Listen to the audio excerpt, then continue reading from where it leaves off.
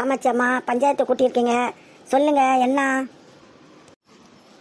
ஐயா, நேற்று திடீர்னு என் புருஷன் போய் இந்த பஞ்ச பழக்க வந்தவ, ஊரை விட்டு ஊர் வந்தவளை போய் கல்யாணம் பண்ணிட்டு வந்திருக்காரு ஐயா. கல்யாணம் பண்ணதுதான் எங்களுக்கும் தெரியும். ஊரெல்லாம் பேச சொல்கிறாங்க, இந்த ஊரில் பூரா யாரை கேட்டாலும் சொல்கிறாங்க, காமாட்சி புருஷனை ரொம்ப கொடுமைப்படுத்துதுண்டு. சாப்பாடு வேற கொடுக்க மாட்டேறியா நீனு. அப்படி இருக்கும்போது அவர் என்ன செய்வார்? வேற கல்யாணம் பண்ணிக்காம அந்த பொண்ணு அவரோட பாசமாக இருந்திருக்கு. பஞ்சம் முளைக்க வந்த பொண்ணு அதை கல்யாணம் பண்ணிட்டு வந்துட்டாரு. அதுக்கு என்ன செய்ய முடியும்? என்ன ஐயா நீங்கள் அப்படி நியாயம் பேசுறீங்க? உங்கள் வீட்டிலலாம் உங்கள் பொண்டாட்டிலாம் உங்களை கொடுமைப்படுத்தலை.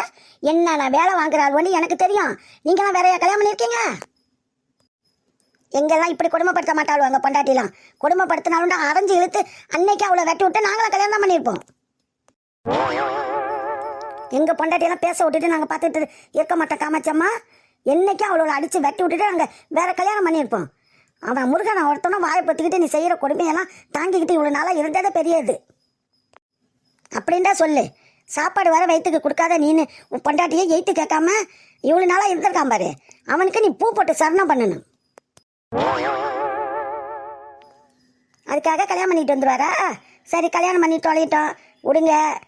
என் வீட்டில் வந்து எதுக்கு இருக்கிறேங்கிறாரு? எங்கேயாச்சும் அவளை இழுத்துட்டு போய் வச்சுக்க வேண்டியது தானே?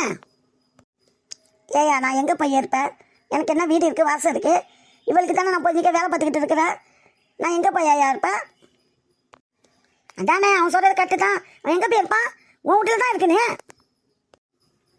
அதெல்லாம் என் வீட்டில் இருக்கக்கூடாது. எப்போ வீடு? என் வீடு இல்லை, என் பையன் வெளிநாட்டில் இருக்கிறான். அவன் வரட்டும், அவன் வந்து கேட்டுக்கிட்டு அப்புறமேல பேசிக்கும். அப்புறமேல பஞ்சாயத்து வச்சுக்கிறேன். இது என்ன நியாயம்? நீ பஞ்சாயத்து கூட்டுவ, அப்புறம் வானாம்ப, அப்புறம் உன் மோவன் வந்துடும். உன் மோவன் எப்போ வரானோ வெளிநாட்டில் இருக்கிறவன் அவன் வந்து பஞ்சாயத்து பேசுகிற வரைக்கும் அது 2 பேரும் எங்கே இருக்காங்க வீடு இல்லாமல்? ஏன் அவளை கல்யாணம் பண்ணிக்கிட்டாரா? வீடு இல்லை, குச்சியே கிச்சி அந்த வீட்டில் போய் இருக்க வேண்டியது தானே? ஐயா, நான் இருந்த வீடு வாடகை வீடுயா. மாதம் 500 கொடுத்துக்கிட்டு இருந்தேன். அங்கே காக்கறி கடை வச்சுக்கிட்டு வியாபாரமாக ஓடல, ஒன்றும் ஓடல.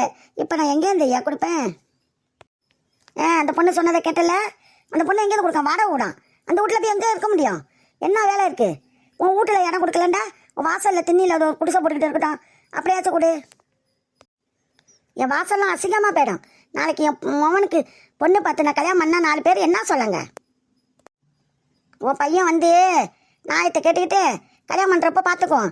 அது வரைக்கும் அது வாசலில் ஒரு குடிசை போட்டுக்கிட்டே இருக்கட்டும். 2 பேரும் தங்கிக்கிட்டு நீ சோறு கொடுக்கணும், தண்ணி கொடுக்கணும். அது சம்பாரித்து சாப்பிட்டுக்கங்க. பாவம், அவருக்கு வேலையும் இல்லை, ஒன்றும் இல்லை.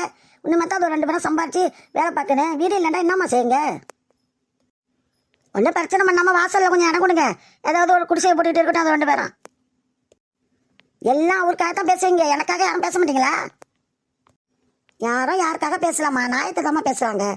நீங்கள் அவரை போட்டு கொடுமைப்படுத்துனீங்க. அவருக்கு பிடிக்கல.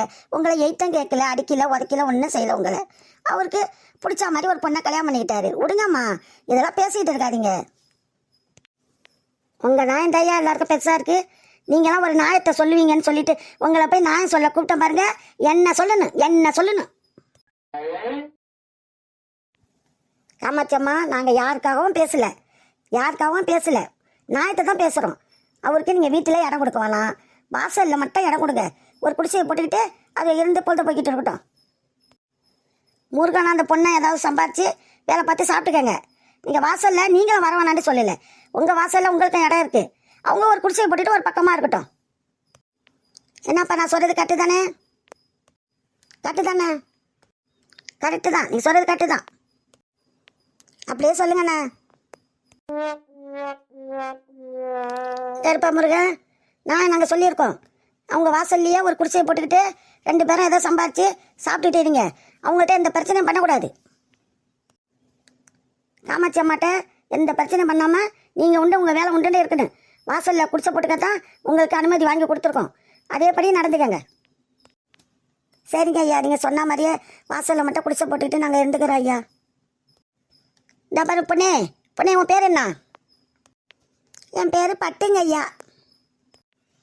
இந்த பாரு, அந்த காமாட்சி அம்மாட்ட எந்த பிரச்சனையும் பண்ணக்கூடாது. நீங்கள் உங்கள் வேலை உண்டுன்னு இருக்கணும். வாசலில் குடிசை போட்டுக்கிட்டு உங்களுக்கு என்ன இதோ அந்த குடிசையோடு வச்சுக்கணும். எந்த பிரச்சனையும் அவங்கள்ட்ட பண்ணக்கூடாது. வீட்டுக்கெல்லாம் அவங்க வீட்டுக்கெல்லாம் நீங்கள் போகக்கூடாது. அவங்க வீட்டில் போய் பிரச்சனை பண்ண, அது பண்ண, இது பண்ணாண்டு எங்கள் காதில் வந்து விழுவக்கூடாதும்மா.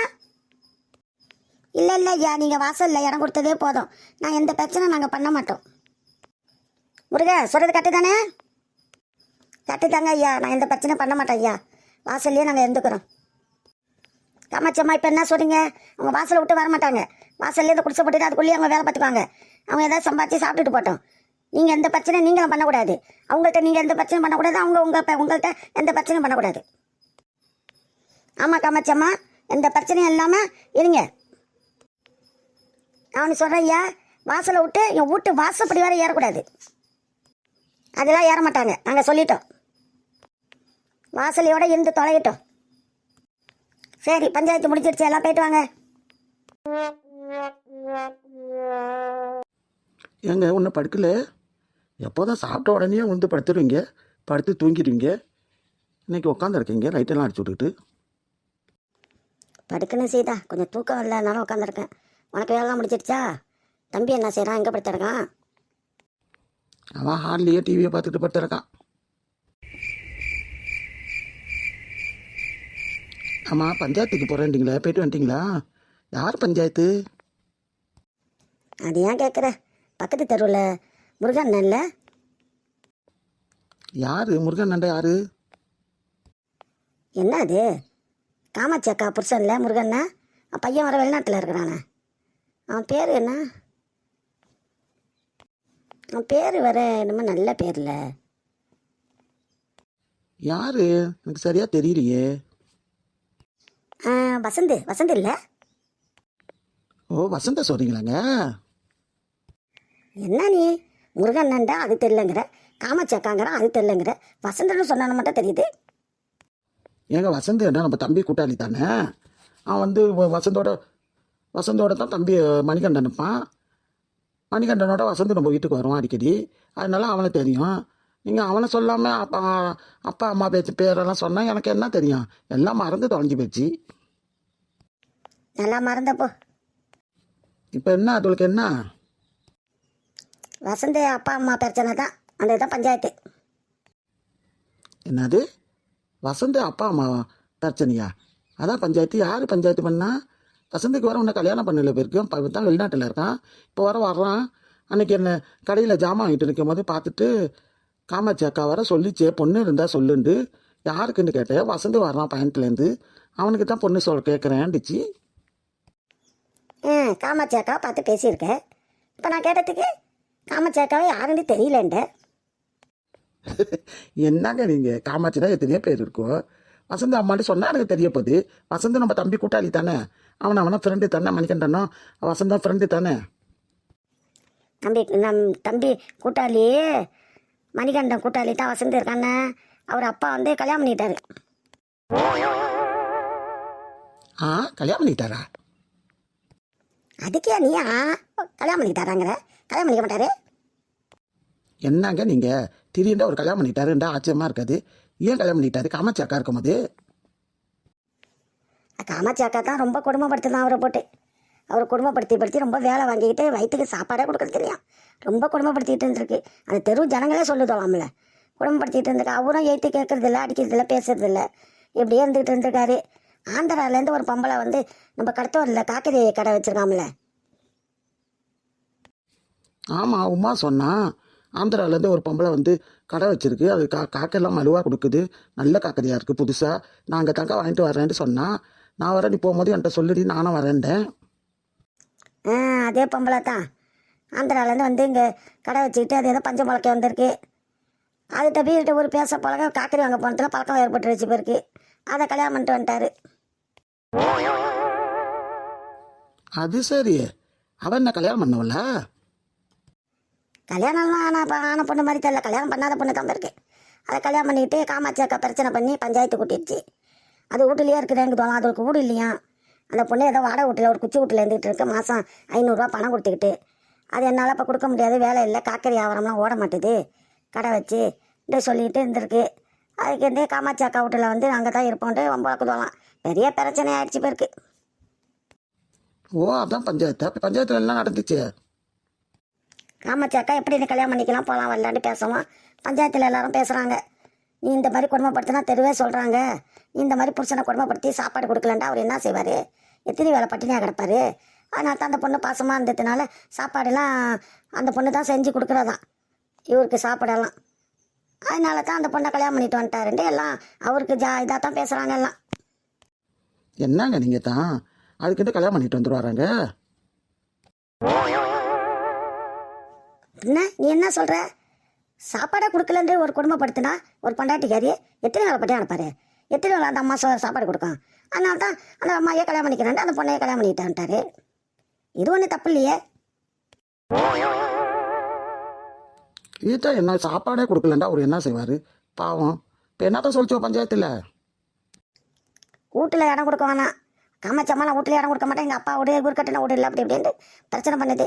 அதனால் வீட்டில் இடம் கொடுக்க வேணாம், வாசலில் ஒரு குடிசை போட்டுக்கிட்டு அவங்க தங்கி இருக்கட்டும் அப்படின்னு சொல்லிட்டு பஞ்சாயத்தில் சொல்லி பஞ்சாயத்தை முடிச்சிட்டாங்க. ஓ அப்படியா? இப்போ அவளை கல்யாணம் பண்ணிக்கிட்டாரு.